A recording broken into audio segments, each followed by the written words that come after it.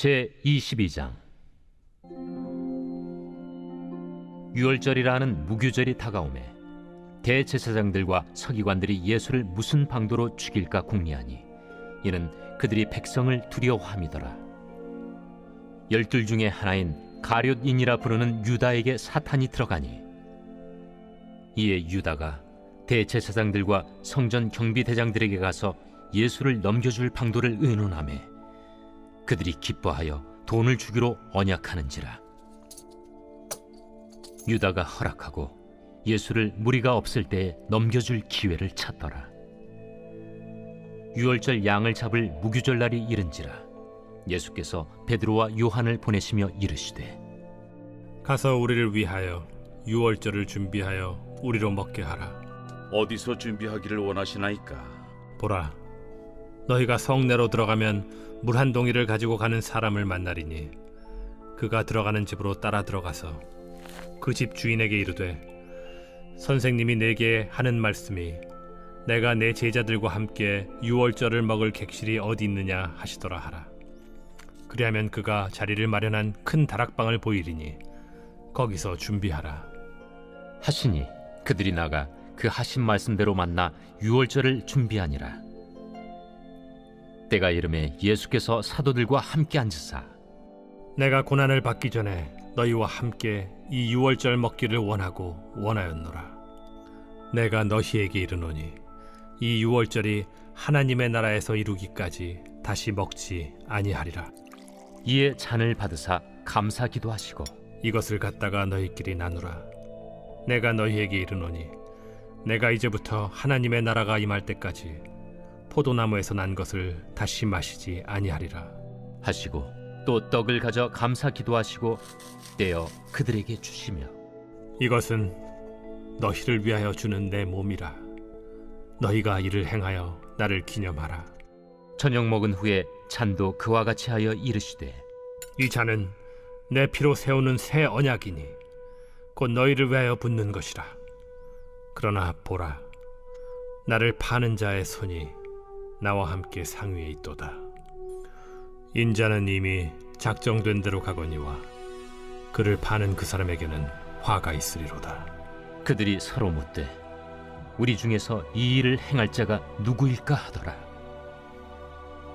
또 그들 사이에 그중 누가 크냐 하는 다툼이 난지라 예수께서 이르시되 이방인의 임금들은 그들을 주관하며 그 집권자들은 은인이라 칭함을 받으나 너희는 그렇지 않을지니 너희 중에 큰 자는 젊은 자와 같고 다스리는 자는 섬기는 자와 같을지니라.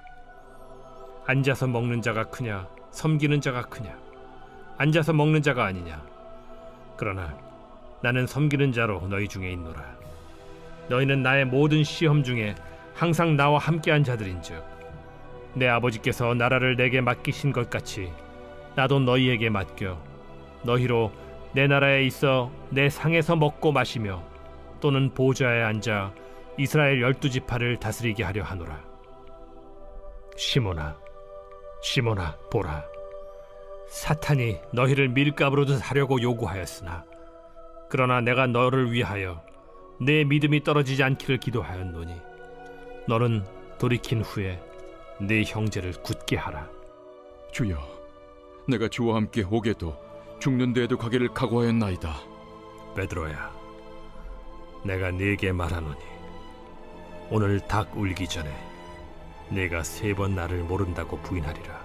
그들에게 이르시되 내가 너희를 전대와 배낭과 신발도 없이 보내었을 때 부족한 것이 있더냐? 없었나이다. 이제는 전대에 있는 자는 가질 것이요 배낭도 그리하고 검 없는 자는 겉옷을 팔아 살지어다. 내가 너에게 말하노니 기록된 바 그는 불법자의 동류로 여김을 받았다 한 말이 내게 이루어져야 하리니 내게 관한 일이 이루어져 감이니라. 주여 보소서, 여기 검 둘이 있나이다. 족하다. 예수께서 나가사 습관을 따라 감람산에 가심에 제자들도 따라갔더니 그곳에 이르러 그들에게 이르시되 유혹에 빠지지 않게 기도하라 하시고 그들을 떠나 돌 던진 만큼 가서 무릎을 꿇고 기도하여 이르시되 아버지여, 만일 아버지의 뜻이거든 이 잔을 내게서 옮기시옵소서. 그러나 내 원대로 마시옵고 아버지의 원대로 되기를 원하나이다. 천사가 하늘로부터 예수께 나타나 힘을 더하더라. 예수께서 힘쓰고 애써 더욱 간절히 기도하시니 땀이 땅에 떨어지는 핏방울같이 되더라. 기도 후에 일어나 제자들에게 가서 슬픔으로 인하여 잠든 것을 보시고 이르시되 어찌하여 자느냐? 시험에 들지 않게 일어나 기도하라. 말씀하실 때 한 무리가 오는데 12 중에 하나인 유다라 하는 자가 그들을 앞장서 와서 예수께 입을 맞추려고 가까이 하는지라. 유다야, 네가 입맞춤으로 인자를 파느냐? 하시니 그의 주위 사람들이 그 된 일을 보고 여짜오되 주여, 우리가 칼로 치리이까? 그 중에 한 사람이 대제사장의 종을 쳐 그 오른쪽 귀를 떨어뜨린지라. 예수께서 일러 이르시되 이것까지 참으라. 그 귀를 만져 낫게 하시더라. 예수께서 그 잡으러 온 대제사장들과 성전의 경비대장들과 장로들에게 이르시되 너희가 강도를 잡는 것 같이 검과 몽치를 가지고 나왔느냐? 내가 날마다 너희와 함께 성전에 있을 때 내게 손을 대지 아니하였도다. 그러나 이제는 너희 때요 어둠의 권세로다. 예수를 잡아 끌고 대제사장의 집으로 들어갈새 베드로가 멀찍이 따라가니라. 사람들이 뜰 가운데 불을 피우고 함께 앉았는지라. 베드로도 그 가운데 앉았더니 한 여종이 베드로의 불빛을 향하여 앉은 것을 보고 주목하여 이르되 이 사람도 그와 함께 있었느니라. 이 여자여, 내가 그를 알지 못하노라. 조금 후에 다른 사람이 보고 너도 그 도당이라. 이 사람아, 나는 아니로라.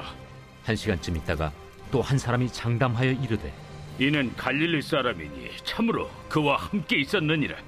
이 사람아, 나는 내가 하는 말을 알지 못하노라. 아직 말하고 있을 때에 닭이 곧 울더라. 주께서 돌이켜 베드로를 보시니 베드로가 주의 말씀 곧 오늘 닭 울기 전에 내가 3번 나를 부인하리라. 하심이 생각나서 밖에 나가서 심히 통곡하니라.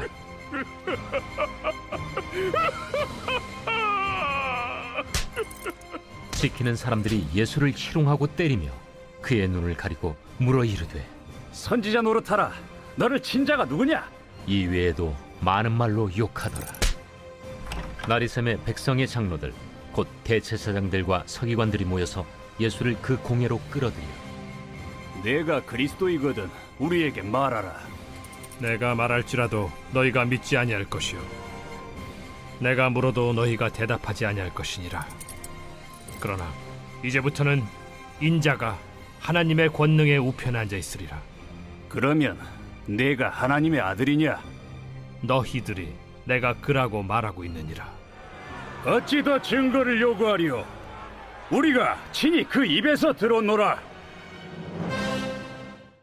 하나님 나라 밖의 세상이 우리에게 가장 치명적으로 미치는 영향에 대해 저는 이렇게 생각합니다. 바로 예수 그리스도의 위대한 가르침을 세상은 가장 하등한 것으로 바꾼다는 것입니다. 아니, 더 심한 경우에는 예수님의 가르침, 즉 진리의 그 말씀의 의미를 완전히 왜곡시켜 놓는다는 것입니다. 이것이 가장 치명적인 문제라 생각합니다.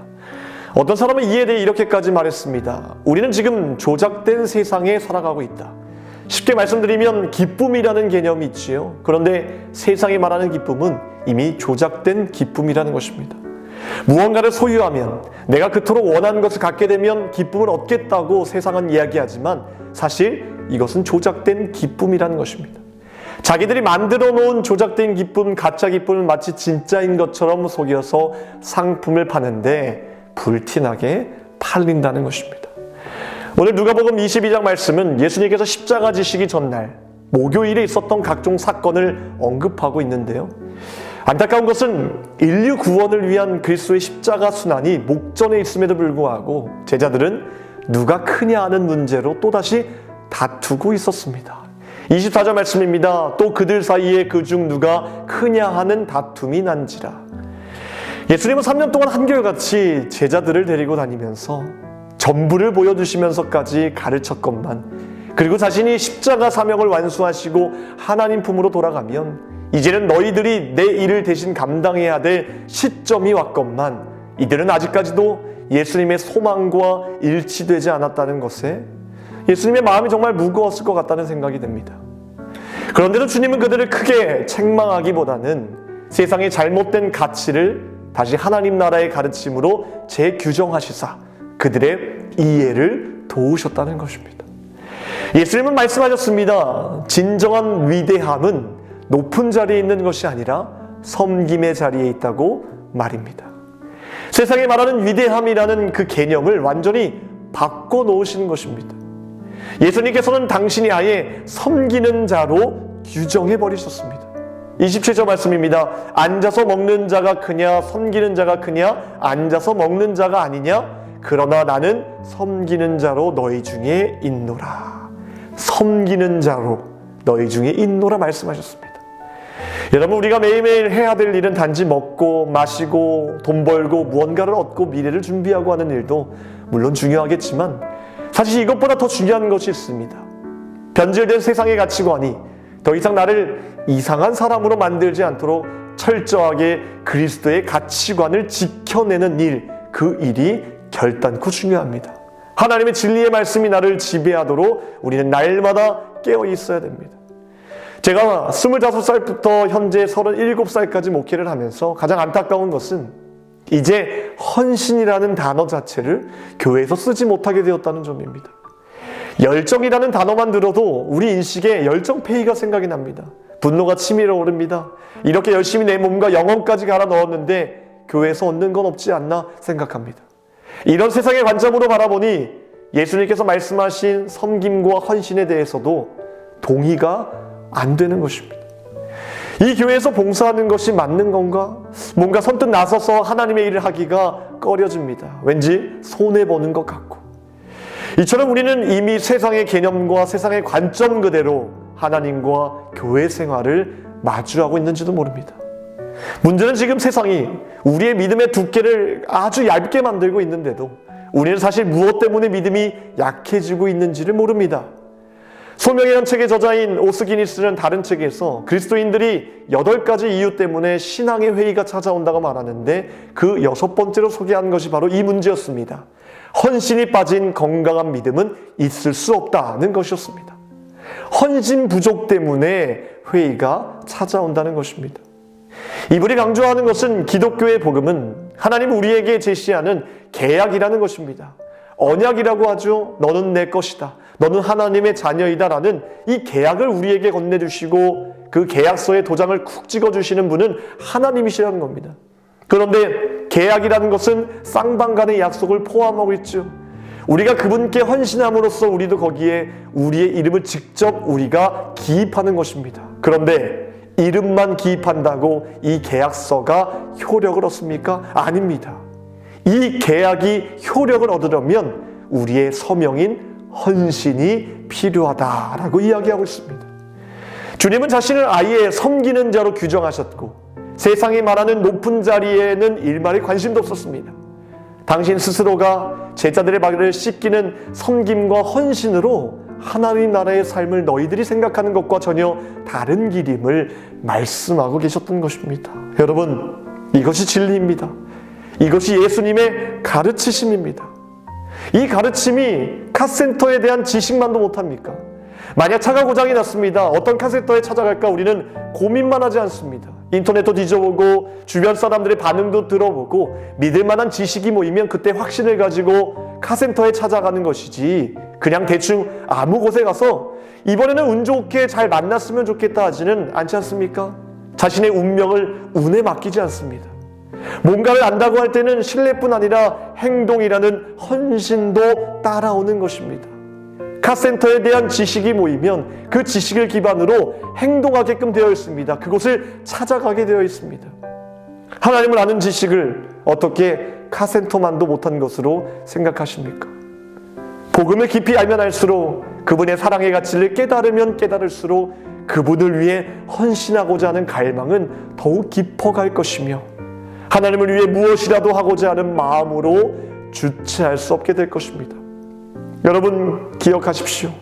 섬김과 헌신은 결코 강요가 아니라 착취가 아니라 하나님 은혜에 대한 가장 자연스러운 반응이라는 사실을 기억하시기 바랍니다. 이 헌신의 삶이 지금 우리 그리스도인들에게 어떤 영향력을 끼치고 있는지를 볼 줄 알아야 됩니다. 저는 정말 극단적인 표현일 수 있지만 이렇게까지 말하고 싶습니다. 믿음이 어떻게 자라나요? 하나님에 대한 사랑이 어떻게 자라납니까? 라는 질문에 저는 이런 대답을 드리고 싶습니다. 하나님께서 열어두신 그 헌신의 자리에서 내 몸을 쏟을 때, 나의 헌신이 쏟아질 때 그때 자라난다고 생각합니다.